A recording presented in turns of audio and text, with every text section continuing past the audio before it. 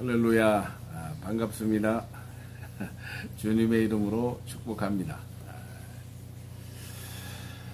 오늘도 위기 속에 빛나는 리더, 오늘 세 번째 시간으로 여러분의 말씀을 나누고자 합니다. 위기 속에 모두가 다 그런 빛나는 리더, 다시 말하면 이런 위기와 절망, 패배주의 이런 상황을 좀 극복하고 누구나 다 선한 영향력을 끼치는 삶을 살고자 하죠. 그런데 이게 또 쉽지는 않아요. 그러나 또 쉽습니다. 내 힘으로는 이게 어려운데 하나님의 힘으로, 이게 성령의 능력으로 살면은 이게 가능하다, 이 얘기입니다. 이게 가능하지 않으면은, 이게 불가능한 것을 우리가 사는 게 의미가 없잖아요. 이게 불가능하다 그러면 절망인데 길이 있다 이 얘기예요. There is a way to overcome our circumstance. 제가 이 영상을 찍으면서 어떻게 극복하느냐 나누는 겁니다. 오늘은 어떻게 이 위기와 절망의 상황을 극복할 수 있는가? 또 얘기하면 성령을 쫓아 행하라, 이겁니다. 갈라디아서에 바울이 고백한 것, 권면한 내용이 뭐냐면 성령을 쫓아 행하라. 다시 말하면 그동안에는 우리는 이제 자기 자신의 이거 심리학에서 자아라 그러잖아요. 이 내면의 자아의 our self, our ego, 이 자아를 따라 우리가 막 살아왔잖아요. 내가 하고 싶은 거, 먹고 싶은 거, 또 취하고 싶은 거, 내 뜻을 따라서 사는데 우리가 뭐예요? 내 뜻대로 안 되죠. 그래서 사람이 절망이 되는 거예요. 내 뜻대로 안 되는 거예요. 이게 당연한 이치다. 그래서 여기 이제 차원을 좀 넘어가서 생각하면 하나님이 절대자가 창자주 하나님, 우리를 구원한 예수 그리스도가 여러분 한 사람 한 사람을 향한 뜻이 있다 이거예요. 그래서 이게 그 성령을 따라 행하라. 성령님이 오셔서 우리 안에서 이제 새로운 자아, 이건 new creation, 새로운 자아가 성령으로 말미암은 하나님의 욕구, desire of God from the Holy Spirit, 성령님의 요구를 따라서 이제 사는 거예요. 근데 이게 어떤 때는 맞기도 하고 서로 틀리기도 해요.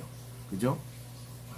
이게 일치가 되면은 거기에서 우리가 위기를 극복하는 빛나는 영향력 있는 삶을 살게 되는 겁니다. 일치가 돼야 돼요.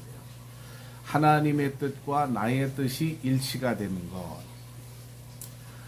또 부부간에도 어떻게 우리가 좀 의미 있고 행복한 삶을 영위할 수가 있어요? 이렇게 일치가 되는 거예요. 마음의 일치.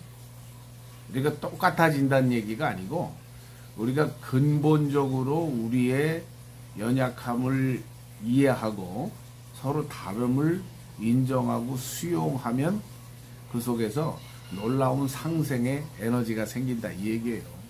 성령을 쫓아 행하라. 그러면 이제 성령님이 어떻게 성령님을 쫓아 행할 수 있습니까? 그래서 기독교적으로 얘기하면 성령님이 오셔야 돼요. 여기 오셔야 내 안에서 오셔서 주 예수 내 마음에 들어와 계신 후 변하여 새 사람 되고 새로운 자아 하나님의 요구를 따라서 살 수 있는 성령님이 우리 안에 오셔야 되는데, 이것을 우리는 뭐 성령 세례라고도 하고 회심이라고도 하고 뭐 거듭났다 이런 표현을 하기도 하고, 불교 믿는 사람들은 이런 과정을 수행이라 그러죠. 수행. 이런 이제 진리를 깨달아서 알아가는 과정. 이걸 수행을 한단 말이에요. 이게 이제 유교식으로 얘기하면 또 뭐 수양, 정신 수양, 마음을 닦는다. 그래서 하나님의 뜻을, 이 우주를 지으신 하나님의 뜻과 이런 이제 자연과 세계의 근본 원리를 깨달아 알면은 우리가 알아야 그렇게 살 수가 있잖아요. 그래서 이 내가 살아가는 것은 내가 노력을 또 해야 돼요. 저절로 되는 건 아닙니다. 그래서 우리 기독교에서는 그걸 기도한다 이런데 같은 개념이잖아요. 기도를 한다든가 불교식으로 수행을 한다든가 유교의 수양을 닦는 정신 수양, 마음을 닦아야 돼요. 그래서 마음을 다스리는 훈련, 이것을 우리가 성령을 따라 행한다. 그래서 마음을 여러분들이 따라 행하는데 이게 마음의 훈련, 뭐 복잡한 것 같으면서도 하나님의 요구가 뭐예요? 너희가 마음을 다하고 뜻을 다하고 힘을 다하고 이런 모든 것을 다하여 주 너의 하나님을 사랑하라. 그리고 내 이웃을 또 내 몸과 같이 사랑하라. Love yourself, love your neighbor as yourself, love your God with your heart, with your mind, with your soul, with your power, with your strength. 전심으로 하나님 사랑하고 내 이웃을 사랑하라 이거예요. 그럼 여러분의 이웃이 누굽니까? 내 몸과 같이 사랑하라. 여러분 자신을 사랑하고 여러분 주변의 모든 피조물이 다 이웃입니다. 여러분이 지금 만나는 사람, 만날 사람, 지나온 세월에 만난 사람들, 그리고 이런 피조물들, 여러분 동물, 식물도 다 피조물이에요. 여러분이 잘 사랑하고 가꿔야 된다 이 얘기입니다. 마음을 다해야 돼요. 그러면 이심전심, 마음과 마음이 전해지게 돼 있습니다. 할렐루야. 동물도 알아요. 식물도 알아요. 물도 알아요. 여러분이 물을 가지고 날마다 감사하면서 좋은 분위기에서 찬양하면서 기쁜 마음으로 물을 먹으면 이 물이 이 입체가 바뀐다잖아요. 동물도 식물도 찬양하고 감사하고 축복하면서 또 여러분 이웃을 또 그렇게 살면은 반드시 그게 돌아온다. 그런 이제 삶을 더 중요한 것은 또 뭐냐 하면 이렇게 수행을 하고 자기 정신 수행을 하고 수양을 하고 기도를 하는데 행위가 뒤따라주지 않는 것, 이것을 위선이라 그러죠. 이것을 우리가 위선이라 그러고 바리새인이라 그러고 성경에 마음의 동기는 없는 거예요. 껍데기는 하는 것 같은데 뭐 수행도 하고 수양도 하고 기도도 하고 금식도 하는데 마음이 담겨 있지 않아. 그러니까 행위로 이게 실천되지 않는 것은 이게 율법주의다, 위선이다, 바리새인이다. 예, 불교는 또 공연불이다 이런 공연불. 매일 가서 뭐 연불 외우고 정신 수양하는데 이게 행위로 나타나지 않으면 이것도 헛된 일이다. 공연불이잖아요. 이 행위로 나타나는 것을 덕이라 그럽니다. 덕을 쌓아, 공덕을 쌓는다. 용어만 좀 바뀐 거지. 불교의 용어도 우리의 수양의 목적은 이거 행위로 나타나는 거예요. 하나님을 우리가 행위로 보여줘야 되는 거예요. 하나님의 선함과 자비함과 사랑과 이런 인정과 공의와 정의를 우리가 살아내야 알 수 있는 거 아니에요? 그래서 지금도 사실은 그런 분들이 너무 많잖아요. 이 세상에 하나님의 자비와 공의, 사랑을 실천하는 사람들, 귀한 분들이 얼마나 많아요.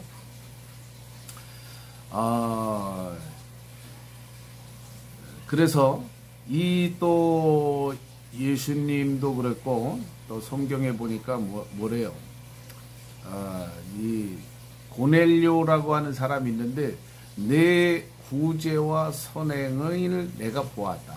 하나님이 여러분의 마음도 보지만 행위도 본다 이거예요. 여러분의 행위도 중요한데 그 행위보다 중요한 것은 마음의 동기가 더 중요하다 이 얘기고, 그다음 하나님은 안과 밖을 다 보는 거예요. 사람은 몰라요. 사람은 겉의 행위만 가지고 사람을 판단하고 규정하고 정죄하는 경향이 있습니다. 평가하고. 그러나 하나님은 우리 마음을 감찰하신대. 머리털까지도 세심받으시고 우리의 심령의 오장 육부 폐부를 감찰하시고 우리 마음을 하나님이 보고 계세요. 동기가 더 중요하다. 네? 칸트가 얘기한 우리 마음의 동기, 순수한 정말로 영으로, 이게 영으로 산다는 거예요. 순수하게 unconditionally 무조건적으로 타자를 향한 우리의 선행의 동기, 이 동기가 더 중요하다. 이게 임마누엘 칸트의 주장이잖아요. 사람을 목적 있는 그대로 사랑하는, 어떤 수단으로 사랑하지 말고, 사람을 대하지 말고 있는 그대로 존재 그 자체를 사랑하는 거예요. 이게 뭐 어려운 것 같아도 여러분이 결론은 이게 결과로 나타나는 거예요. 결과로. 제가 이런 얘기 좀 한번 좀 나누겠습니다. 그래서 성령을 따라 행하면 우리가 육체 욕심을 이루지 아니하리라. 꽃에 해바라기가 있어요. 해를 향해서 항상 해바라기가 얼굴을 쫙 향하고 꽃이 피는 거예요. 음지에 있으면은 열매가 안 맺겠죠. 이런 모든 식물, 동물, 사람도 마찬가지입니다. 하나님을 향하듯이 해를 향해서 항상 우리가 어떤 식물이든 어떤 피조물이든 일조량이 필요하단 말이에요. 햇빛을 받아야 햇빛으로 말미암아 이런 세포가 분열하고 식물이 광합성을 하고 인간도 생존에 필요한 우리의 산소라든가 이런 모든 것을 공급을 받는다 이거예요. 음지에 있으면 안 되는 거예요. 내가 나가서 햇빛을 받아야 되는 거예요.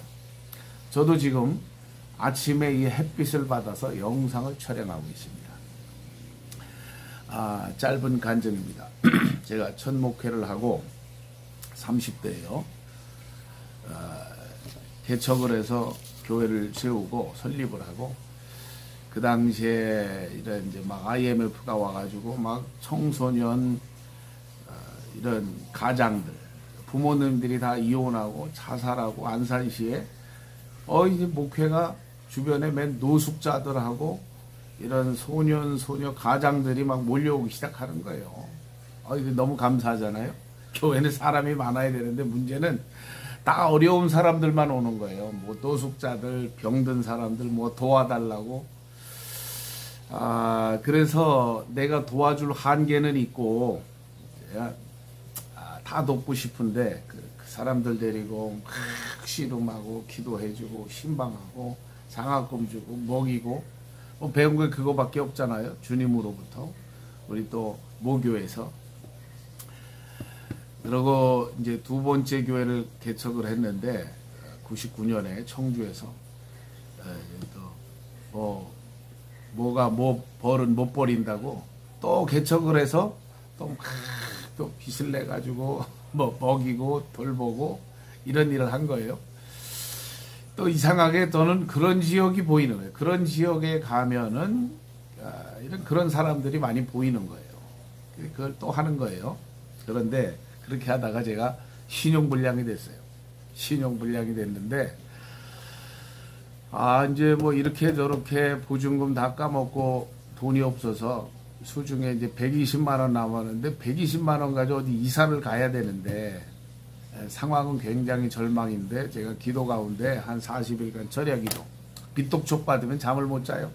잠을 못 자다가 한 이제 40일째 되는 새벽에 하나님이 내가 너를 신뢰한다. 이런 성령의 음성을 들었습니다. 이게 이제 너무 성령님의 음성은요, 선명합니다. 제 마음속에, 가슴속에, 온몸으로 내가 너를 신뢰한다. 그러니까 담대하게 가서 신용회복위원회 가서 제가 등록을 하고 제가 신용불량자가 되고, 그거 뭐 별거 아니더라고요. 장기 무이자로 원금만 상환해서 갚으면 거예요. 얼마나 좋아요? 원금에서도 좀 깎아주고 30%. 우수 신용불량자. 뭐 한 매달 20만 원씩 해가지고 8년간 갚게 해가지고 제가 그걸 갚게 되었는데, 그 상황은 절망인데 위기잖아요. 120만 원 가지고 어디를 이사 가겠어요? 갈 데가 없잖아요. 신용불량 되면은 부모도 싫어하고 동기도 형제도 누구도 안 좋아합니다. 그게 신용불량이에요. 돈이 좀 있을 땐 사람들이 관심이 있는데 돈 없으면은 아무도 거들떠보지 않는데, 제가 이렇게 기도하고 그런 가운데 집을 얻게 되었는데 120만 원 가지고 4억 3천짜리 빌딩의 주인이 되었습니다. 할렐루야. 방이 원룸이 25개 있고 4층에 주인 세대가 45평 새 집을 제가 얻게 됐어요. 제가 소유주가 돼서 그 집에 들어가서 이제 살게 됐는데